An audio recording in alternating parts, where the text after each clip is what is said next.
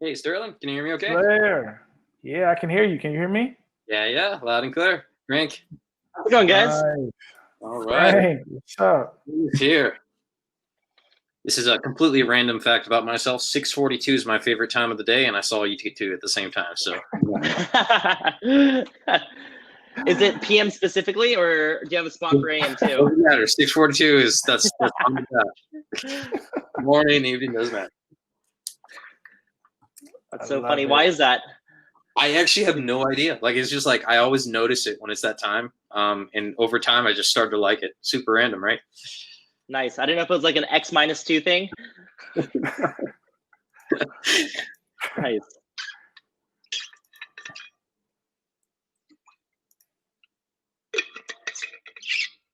Bye, Sterling.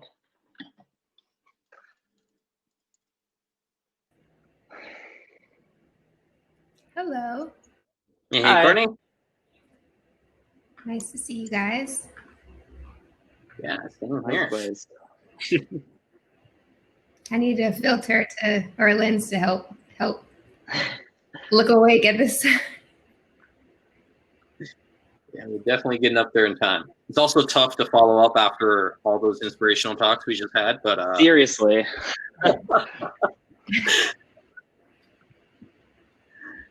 Yeah, there was some very impressive stuff that I was hearing from the panelists or from the keynotes.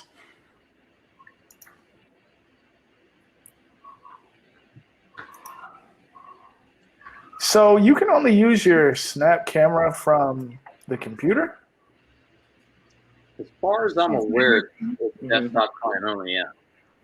Right. Okay, cool. I was trying to get it to work from like my monitor, but it looks like it's only panning out from the computer, which is cool.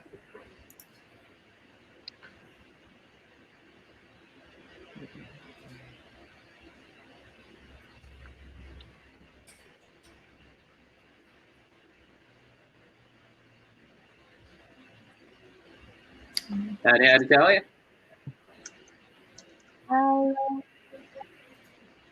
Hey.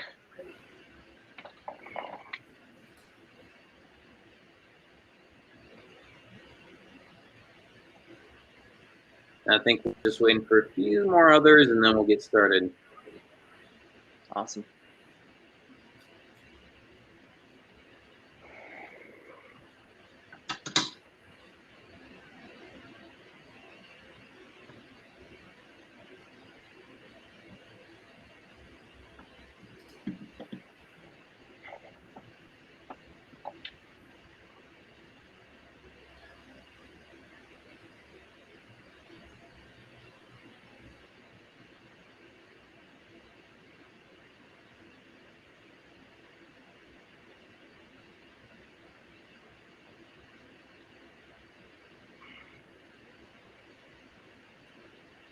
Man, what a I didn't want to leave. It was really good. Trying to figure out if there was a way I could share my screen so people could still watch the performance from the booth, but I don't know if it will echo or not. So that was what I was doing. But amazing. I think we're waiting for one more panelist to join, and then we will get started. Just give me 1 second.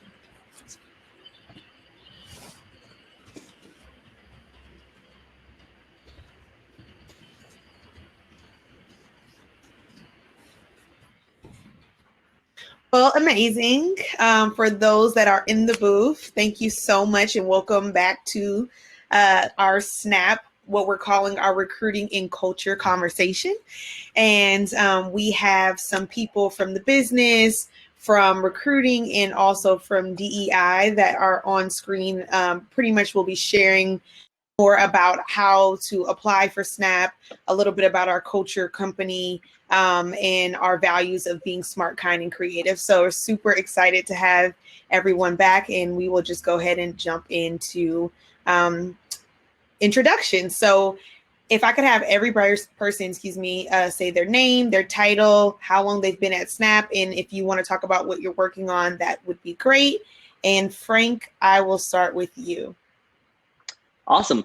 My name is Frank Dominguez. I'm a technical recruiter here at Snap. I've been here just a little bit over 2 years, and I recruit for our backend tracks, machine learning, as well as our TPMs and QA teams.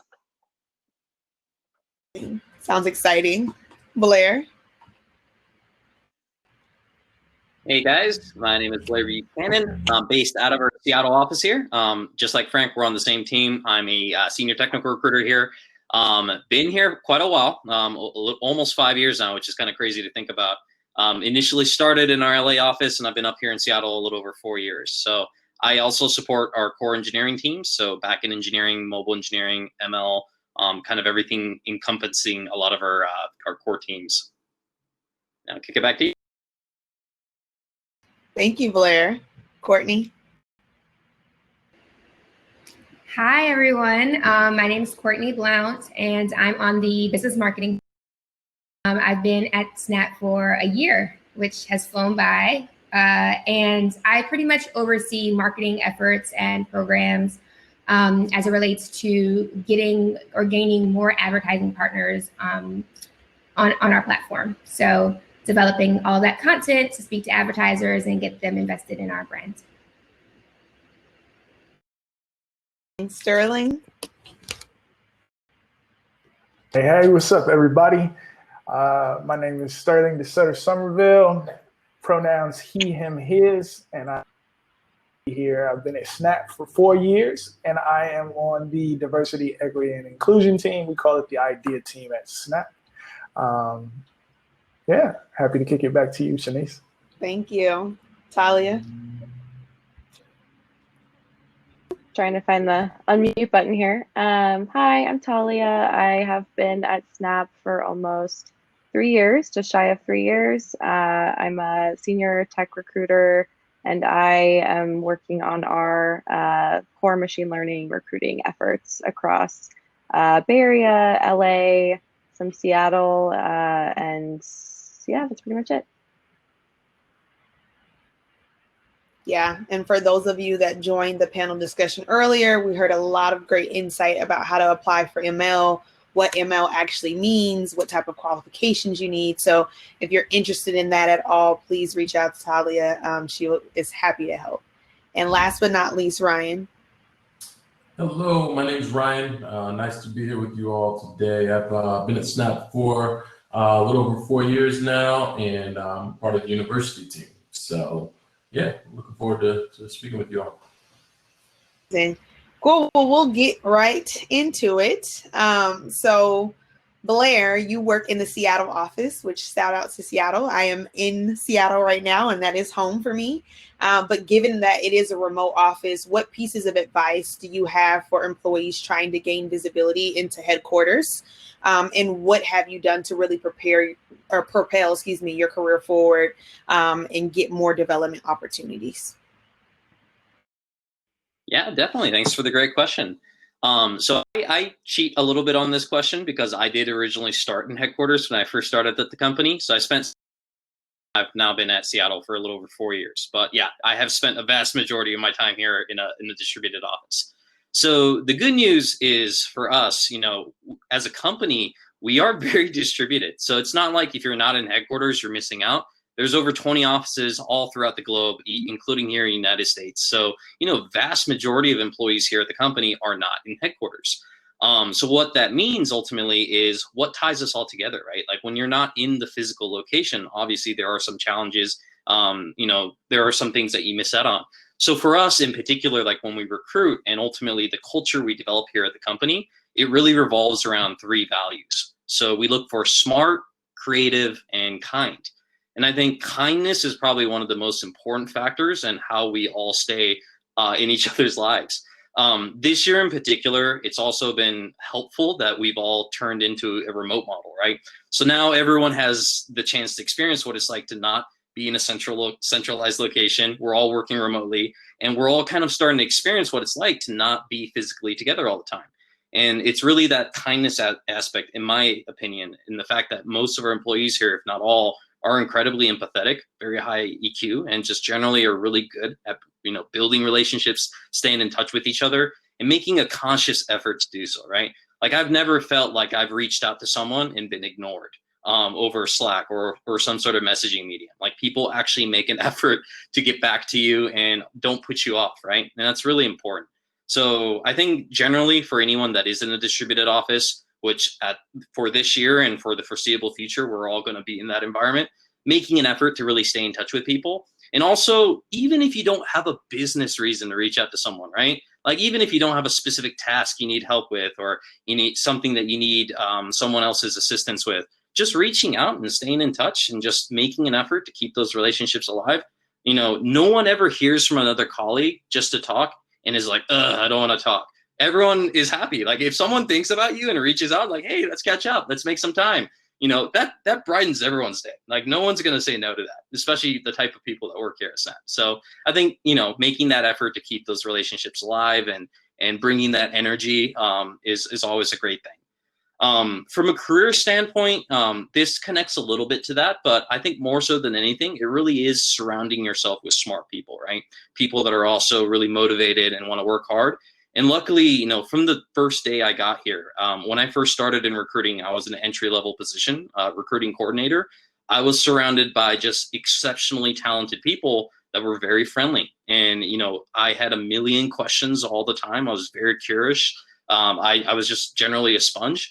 And the people around me were very accommodating as to just being able to answer questions, teaching me things, and just being mentors all around. So for people that are driven to grow in their careers, that are especially in the early stage of their career, surround yourself with people that, you know, like that, right? That can help you. There's just a tremendous amount of experience in any company you go to where people are generally willing to give you that mentorship if you want to build that relationship with them. And being active in your pursuits to surround yourself with others that can do that is always going to be beneficial. So I think, yeah, if you have a curiosity, you know, don't let it go to waste. Definitely take advantage of that and connect with people that are able to continue to grow your career. Completely agree. And it's funny because I actually adopted a sponsor, right, / mentor that actually works in the Seattle office, but I'm in LA. So it's a way, one, that I'm getting people to kind of be my board of directors, but then two, I'm also engaging with individuals in remote offices that I probably would otherwise not go to, right? So it's a really cool marriage between the two. And we definitely encourage people to continue to do that as they progress in their career. I also want to say apologies in advance for any of the background noise. I'm on somewhat of a main street, but we will progress nonetheless. So Talia, in that kind of same, you know, I guess, frame of thinking, how important is sponsorship and mentorship in your career development, and what role has it really played in your professional career, or maybe hasn't?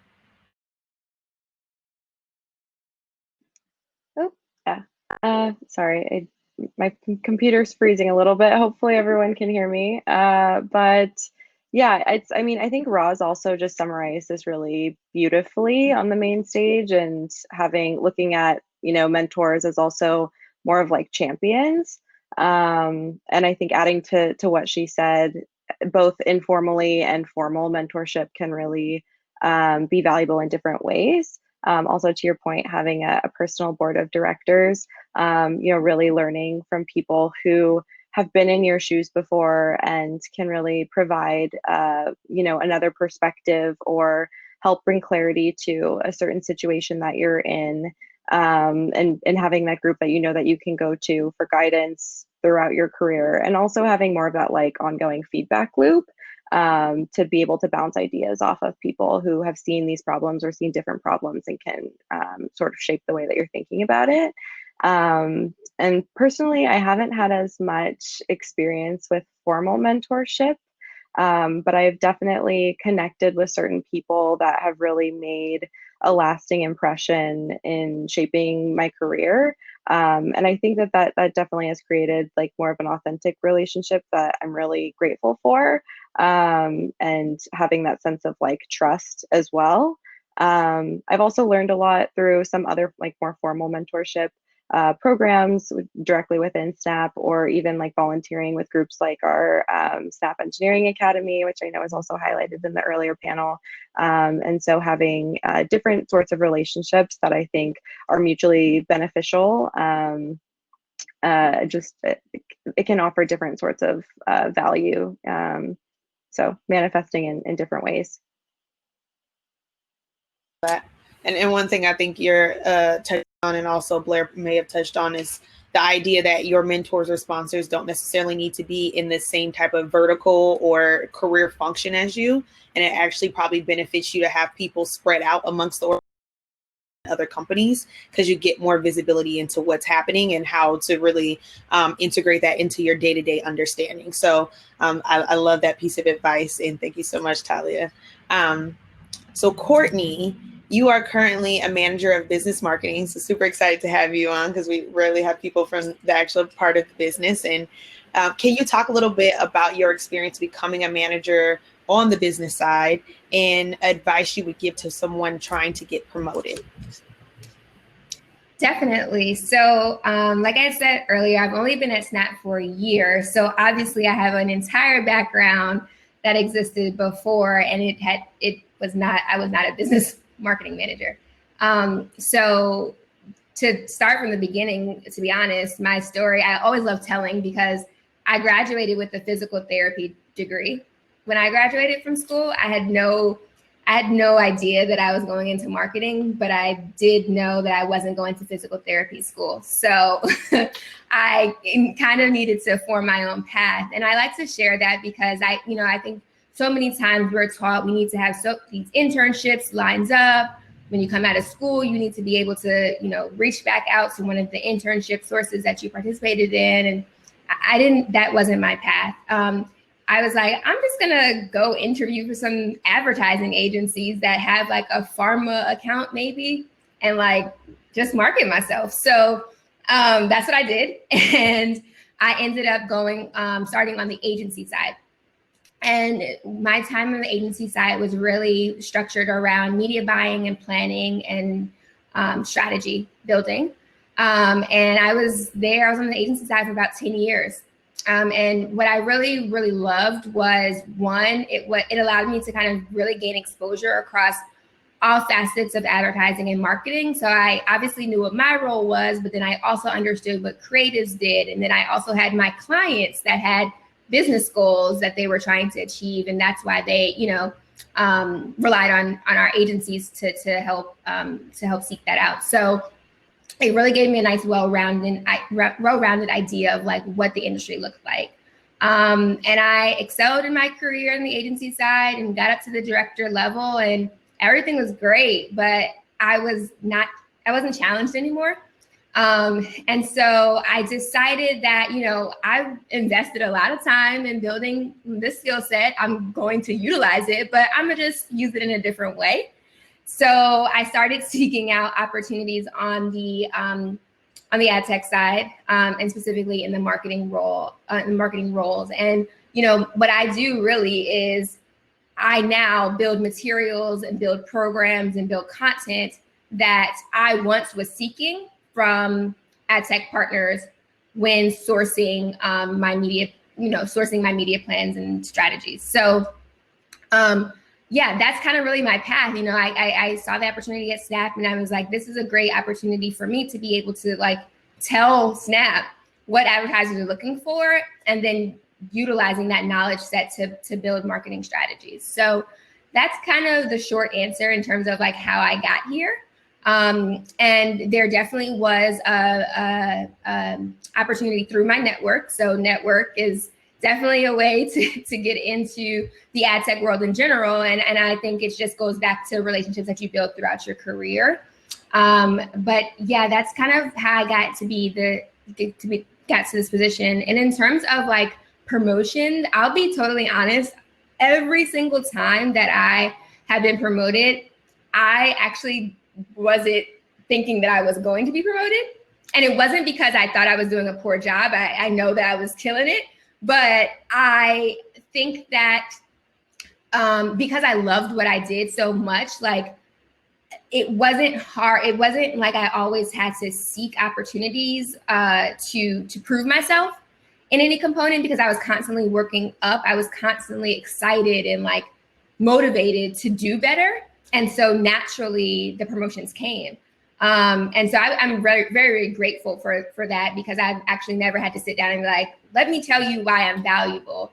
But I do think that speaks to just loving what you're doing, because at the end of the day, your output is going to be exponentially greater, and you're not going to have to feel, or you shouldn't, and every situation is different, but you shouldn't be in a position where you feel like you have to prove out yourself, prove your worth, because you're already working at that exceptional level.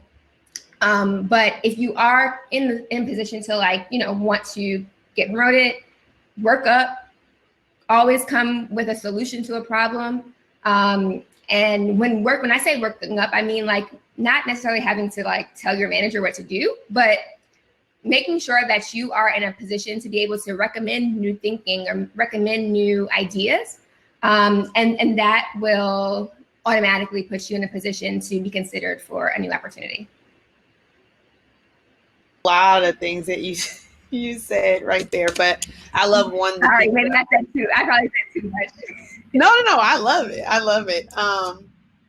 Well, one of the pieces is like one, always saying yes, right? Filling in the gap, understanding what the gap is in knowledge or the gap in skill set is, and being able to volunteer and help, be a resource to the business or to whomever needs the help at the time is definitely something that's huge. Two, I don't know if I caught it. You said that you made it to the director level role on the agency side, correct? Did I get that right? Okay.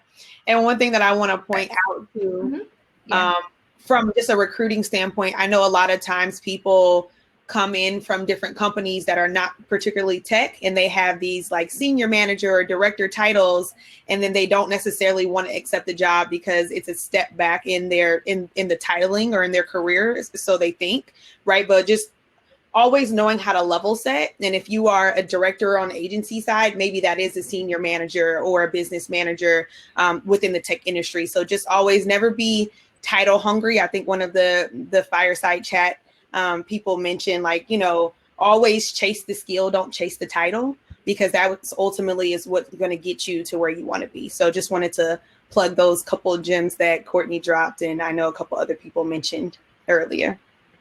Thank you. And then Sterling, so you are on our wonderful idea team. Talk to us about some of the ways we can continue to be innovative in the DEI space, and what have we done so far that sets us apart from other companies?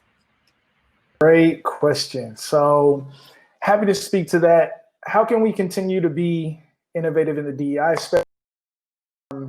It's about taking risk. It's about being bold. It's about, taking calculated steps towards equity. And, I think a very good example of how we've done that recently at Snap is, publishing our first diversity annual report. And I know some people out there are probably thinking like, oh, well, every company does that, right? And the answer to that is no, they don't all do that. And for a long time, we didn't do that. But we decided this year to take the bold and courageous step to publish our numbers. And, there's a lot of vulnerability in that. But, one of the most important reasons why we did it is to increase the transparency and to put another, measure of accountability out there. I like to think about our team, which is led up by our incredible leader, Una King, the VP of Diversity, Equity, and Inclusion at Snap. I like to think about the work that we do and the fact that we're not running from it.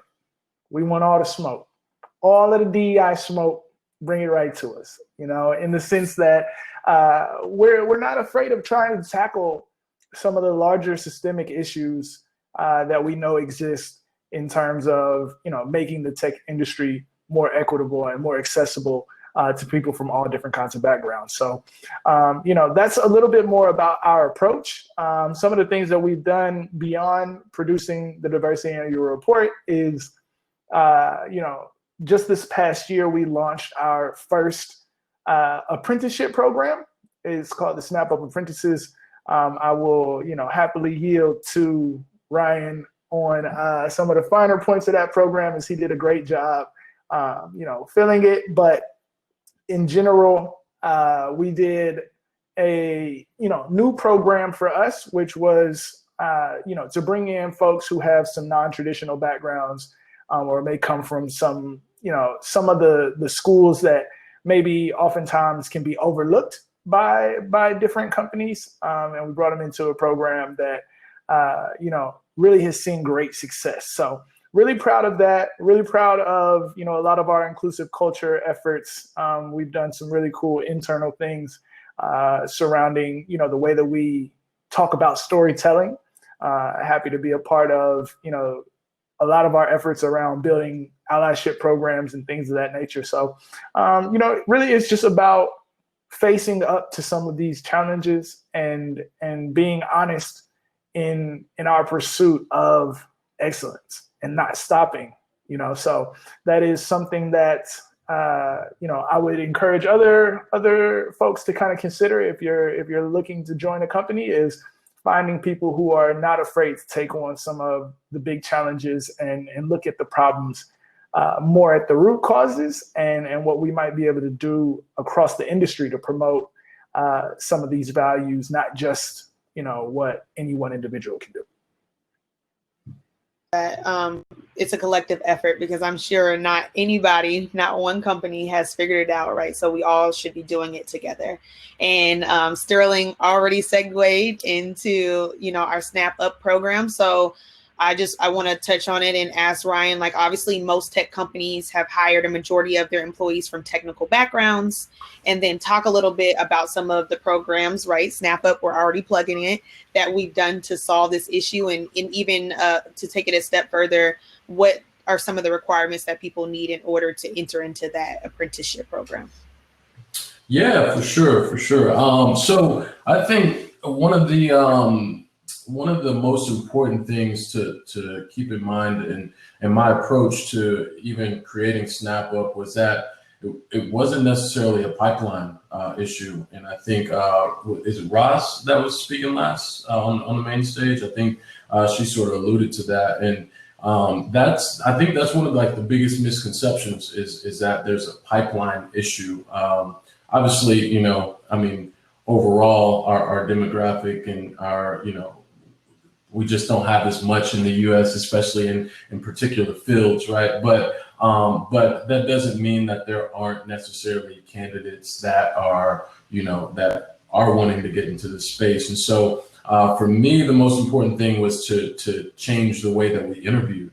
And so Snap Up was like a two-pronged approach, right? So the first thing was that we switched up how we interviewed. Like, we really found a way to kind of remove the bias. And then two, we source from places that we wouldn't have typically sourced from. And the reason was not because those students weren't good enough or have the potential to be as strong as others, but because of the way that we interviewed, which was built off of historical interns and historical new grads and folks that have had 4 or 5 internships. Sometimes they just weren't measuring up to that initially, and so we had gotten further and further away from this baseline of what it really takes to be an intern or a new grad at Snap. And so the Snap Up program is a program designed to kind of help create that baseline first. And then two, when they are here,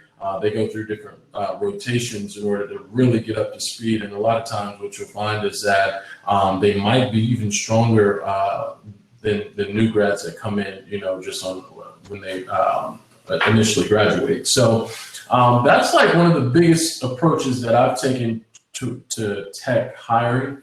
I think if we continue to look at it that way and try to remove the bias, I really do think that we'll find that there's a lot of really strong talent out there. But I think just because the way that we've looked at profiles has really kind of set us back and pigeonholed us, because we sometimes, as recruiters and tech companies, we value other companies where other candidates or companies that other candidates come from, as opposed to, you know, the work that they're able to do. And I don't think that there was a really fair way to kind of evaluate that. So that's you know, that's one of the approaches that I've taken and our team has taken on the university side, and or on the technical side within the university space. And I think now we're really trying to figure out how to scale it and expand it across the business, so that it can you know, really help in other verticals. So yeah, that's you know, some of the things. And then also we have other programs like our Snap Design Academy and our Snap Engineering Academy, where, you know, we're pretty much focusing on folks that are coming from like community colleges and things like that. Also really working with a lot of programs and partners that are bringing in, you know, talent maybe from first generation, obviously the Black and brown communities, et cetera. So a combination of all those things are really how we're kind of attacking it and continuing to grow. Oh, I was on mute. Thank you. And one of the additional follow-up questions is just, when can people expect to maybe apply to SnapUp, and what do they need in order to qualify? Sure. So SnapUp, historically, we've kind of done it later in the university hiring season, which is at the top of the year. But I think this year, because of the nature of everything going on, we'll probably be posting it a little bit sooner. So probably later this year. So if I were you, I would definitely just kind of create like an alert on our jobs page, and, you know, any new grad alert, I think, would bring up the SnapUp program when it's posted. Thank you.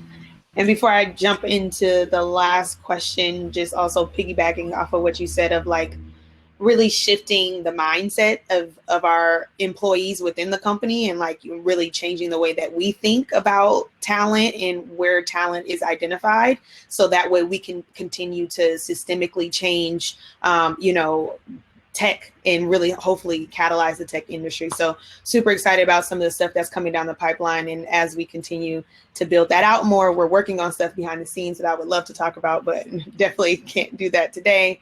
But we look forward to sharing more as time progresses. And then Frank, so what, speaking of non-technical, you know, in people that have non-technical backgrounds, what is some advice that you have for candidates from coming from those different backgrounds, and what can they do, to prepare for technical interviews? Yeah, happy to talk about those. Those are both great questions. You know, first thing, I'm really excited to see that everyone here is already on the right path by getting involved in this community and being here tonight. By doing that, you're already building your network, so be sure to leverage it. It's important to realize that you're not the only person in the situation, and it's amazing to be able to work with people that are in similar situations as you to help push each other forward by practicing together or just sharing knowledge or even support. And feel free to work with your friends to help prepare for interviews. You know, learn about what they did to prepare for theirs, how they broke into specific companies or industries, and again, share your experiences. If you have a target company or position, don't be afraid to reach out to people on LinkedIn or via email. It can be people in that position that you want, or even the manager of that team. If you do, send them a message. You know, be sure to make that message really specific to that person and targeted. If you see that they went to the same college as you, or if you have a common interest, bring that up as well. It really acts as an entry point and makes it a little bit more personal. And when you do reach out to that person, make sure that of course, you have a specific sort of ask in your message. So you're not just blindly reaching out and saying, hey, I want to connect, you know, looking forward to it. If you want to ask to learn about how they got to where they are, or how you can join their team, or even if you want to talk about the company they work at, it's really great to kind of put those in your messages, because people with similar stories or backgrounds are usually really happy to help other people out that are trying to break in or get into a similar position. And then for that second part about how to prepare for technical interviews, tech interviews are always really challenging. And I don't think that's a big secret. So I'm going to break that down into a few different pieces. So for the first part, definitely prepare and do your research. I can't say that or emphasize that enough. Do research on the company that you're interviewing with. Definitely shows. And if possible, do research or look up your interviewer on LinkedIn beforehand. You can have questions about their background, about companies that they came from before, or even transitioning into their current position. And for the tech interviews themselves, a lot of the technical challenges focus on computer science fundamentals. So be sure to review data structures and algorithms. There's a lot of really great free courses on that online. You can find them on like Coursera, or even individual schools post them for free without charge. Another great resource or recommendation would just to be do a lot of practice on LeetCode or HackerRank. So be sure to get your practice in there. When you're working on these challenges, it's really important to have a good understanding of the solutions that you're implementing. I've had a lot of candidates kind of go through the coding interview and they get the answer correct, but can't really explain why they used a particular solution. And it turns out that they had a similar problem online and remembered how to answer it, but didn't really grasp the concepts behind it. So, please make sure to understand those before you get excited and just kind of run through it. The third thing after that is the goal of the technical interview isn't just for you to get the coding challenge correct.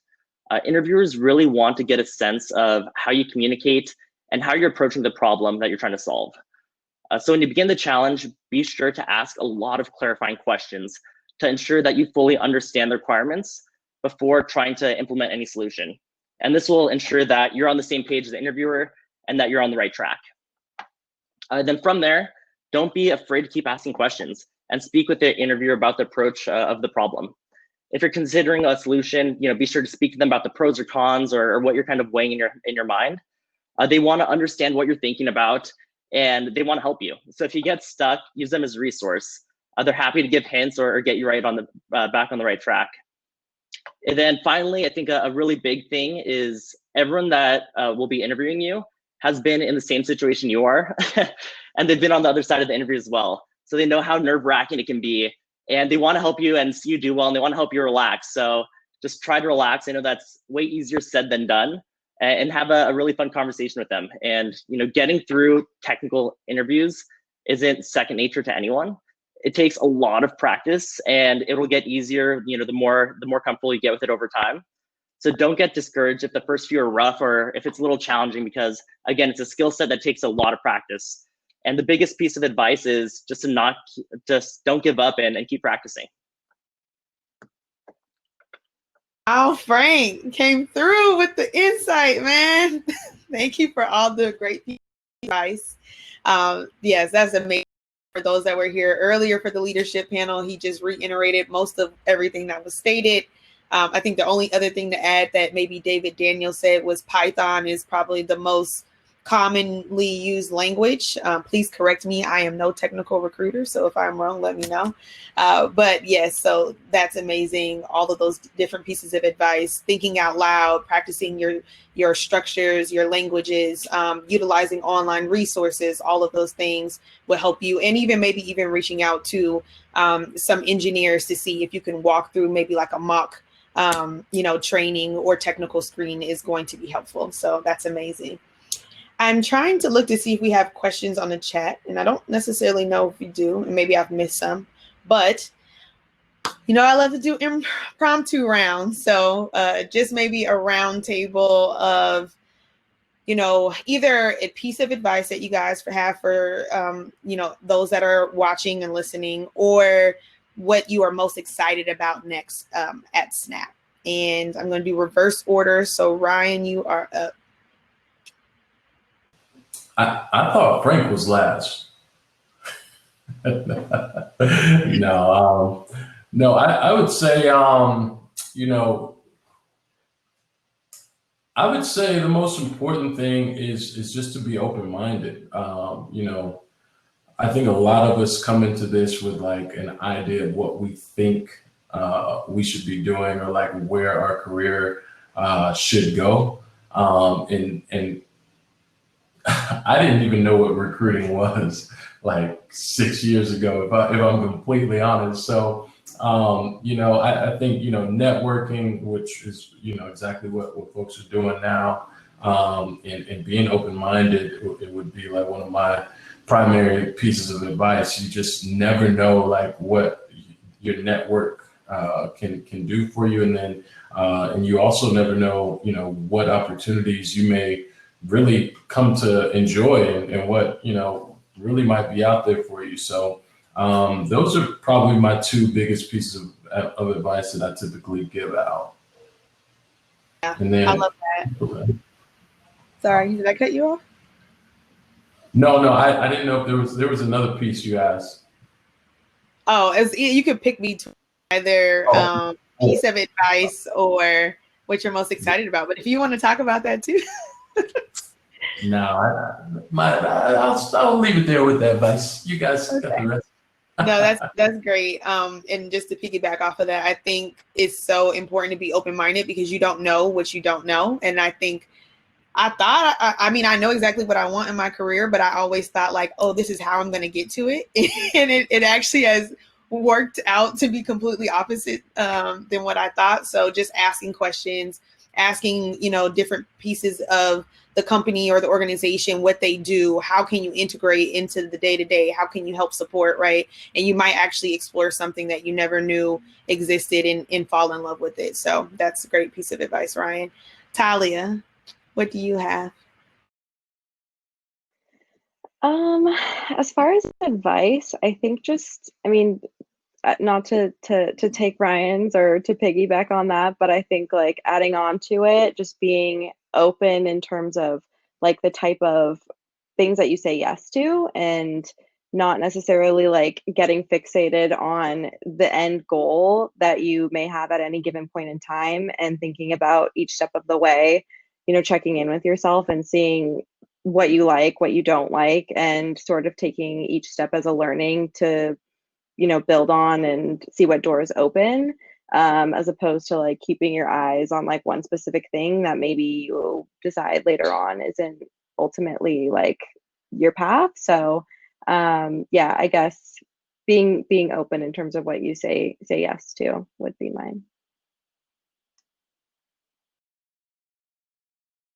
Yes, I agree. Sterling?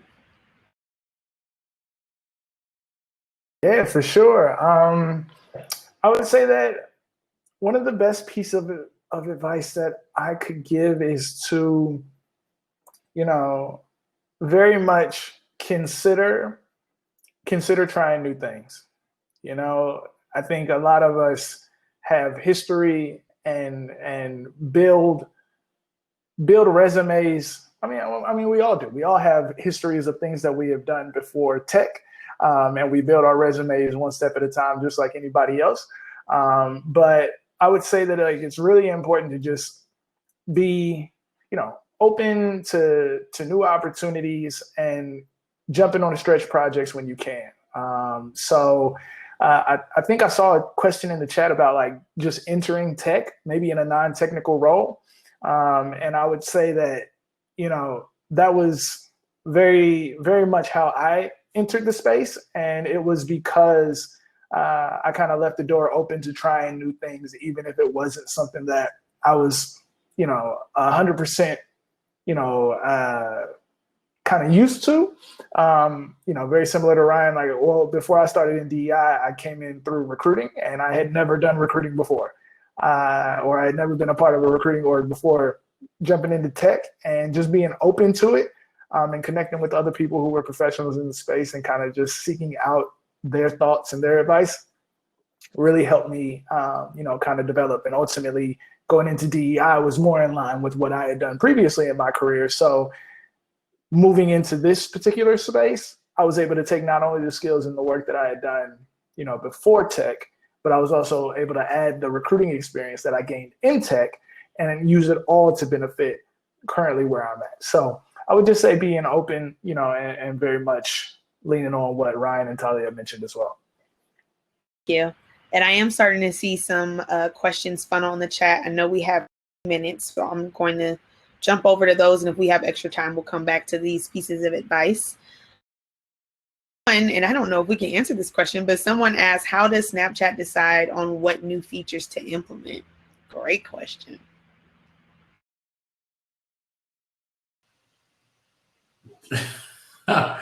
I think that question is probably much larger than all of us here, but I know their product team and yeah, their product and strategy team is pretty robust in terms of like processing new ideas. I think it's a small team, but I think like how they think about how products are implemented into Snap. There's like a very robust like layout of you know what kind of correlates with our overall like vision. So I don't know if that answered any of your questions or if that answered that question, but yeah, I think it's a pretty robust process in terms of like thinking through that with those teams specifically. And then obviously when one gets approved, it goes through engineering and et cetera. But I think it starts with product and whatnot and strategy. And Angel, I hope I'm pronouncing that correctly. Oh, go ahead, Blair. You might have it. Yeah. And Ryan's spot on how, you know, what process we go through to get stuff. But I think the other thing that's like top of mind for us is like one word in particular. Is it fun? That is a question that Evan always asks. Is it engaging? Is it fun? And if it's not fun for our users, if it's not something that our users are going to enjoy, he doesn't care. He doesn't want it. So I think that's kind of top of mind from a philosophy standpoint. Like when you think about all our AR lenses, if you think about snap mats or the content on Discover or anything, is it bring joy to people's lives? Does it help us interact with others in a really fun, creative way? I think that's always top of mind for anything that we introduce. So.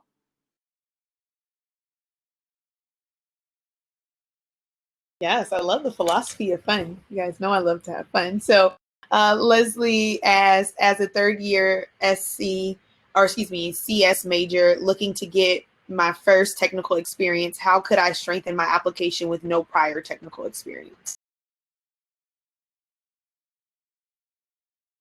Yeah, so I think one of the things that is probably going to be most helpful for you is the type of projects that you work on. I think, you know, in this particular position, projects are going to be really important. And then secondly, you know, trying to get any internship, if possible, just an opportunity to apply your knowledge. It doesn't necessarily need to be like, you know, a major tech company to start off, but just an opportunity to apply what you're learning in school is kind of be the most important thing.